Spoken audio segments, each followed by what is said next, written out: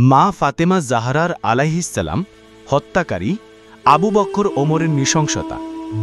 মৌলা রসুলে খোদা সাল্লাল্লাহু আলাইহি ওয়াসাল্লামের একমাত্র ওয়ারিশ ওনার প্রাণপ্রিয় কন্যা মা ফাতেমা আলাইহিসসালামকে চরম অপমান করে ওনার পেটে লাথি মেরে গর্ভের শিশু মোহাম্মদ মুহসিন আলাইহিসসালামকে হত্যা করে।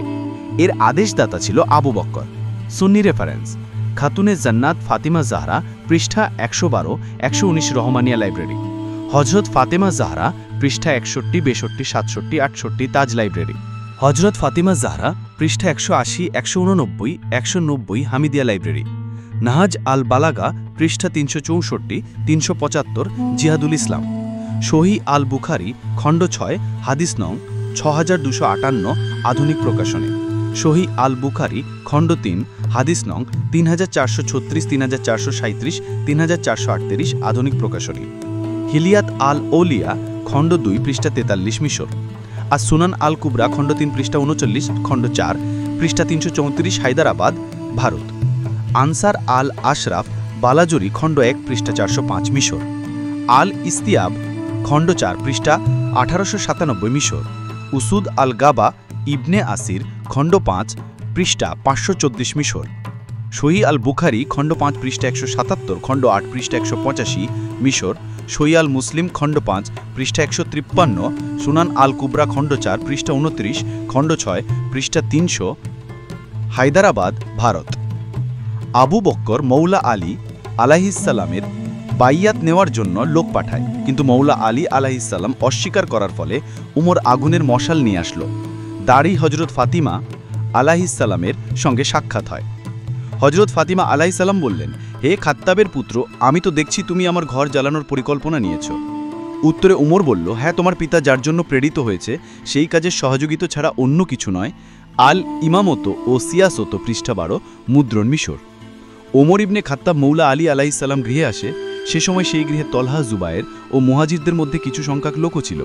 সে তাদের সম্বোধন করে বলল, যদি বাইয়াতের জন্য ঘর থেকে বের না হও তাহলে আল্লাহর কসম ঘরে আগুন লাগিয়ে দেব। জুবায়ের হাতে তরোয়ার নিয়ে ঘর থেকে বাইরে আসে। হঠাৎ তার পা পিছলে যায় এবং তার হাত থেকে তরোয়ার পড়ে যায়। সেই সময় সকলে তার ওপর আক্রমণ করে এবং তরোয়ার তার হাত থেকে ছিনে নেয়। তারিক ই তাবারি, খণ্ড 2, পৃষ্ঠা 443। মুদ্রণ বৈরুত। আবুল কাসিম সোলেমান বিন আহমাদ, তাবরানি, 260-360।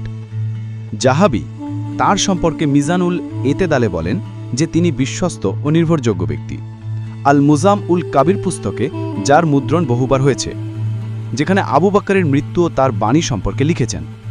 উল্লেখ্য যে আবু বকর মৃত্যুর সময় কিছু আশা করেছিল, হায় আফসোস 3টি কাজকে যদি না করতাম, হায় আফসোস 3টি কাজ যদি করতাম, হায় আফসোস 3টি জিনিস যদি রাসূল সাল্লাল্লাহু আলাইহি ওয়াসাল্লামকে জিজ্ঞাসা করতাম।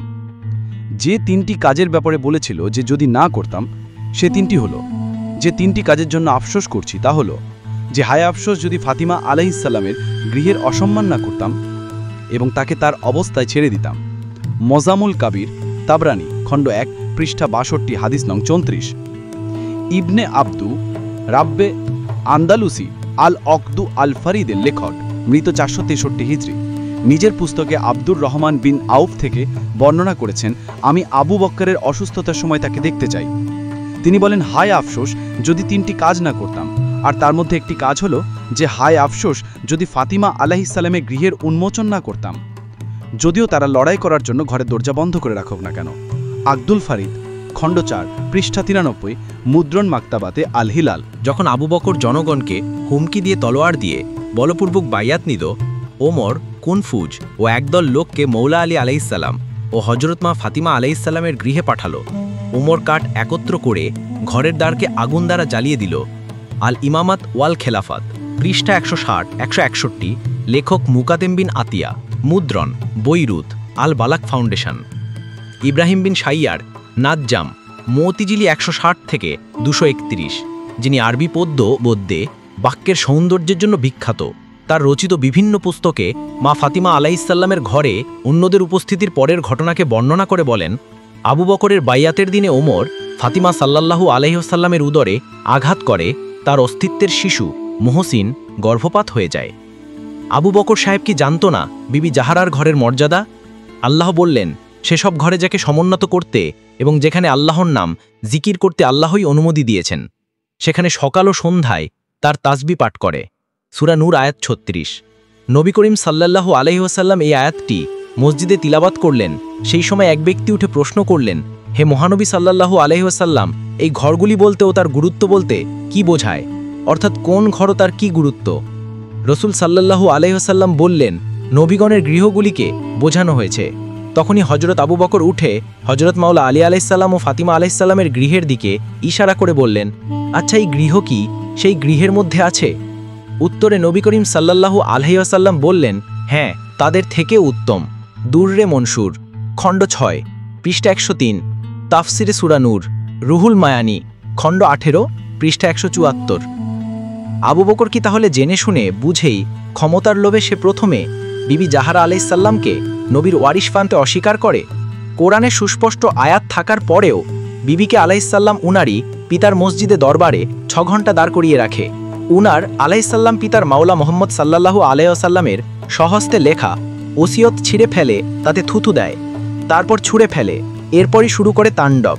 ফাতিমা জাহারা আলাইহিসসালামের ঘর, যে ঘরকে মাওলা মুহাম্মদ সাল্লাল্লাহু আলাইহি ওয়াসাল্লাম যে কোনো নবীর ঘর থেকেও আফজল বলে ঘোষণা দিয়েছেন, সেই ঘরে আগুন দিয়ে জ্বালিয়ে দিয়েছে, লাথি দিয়ে দরজা ভেঙে ফেলেছে।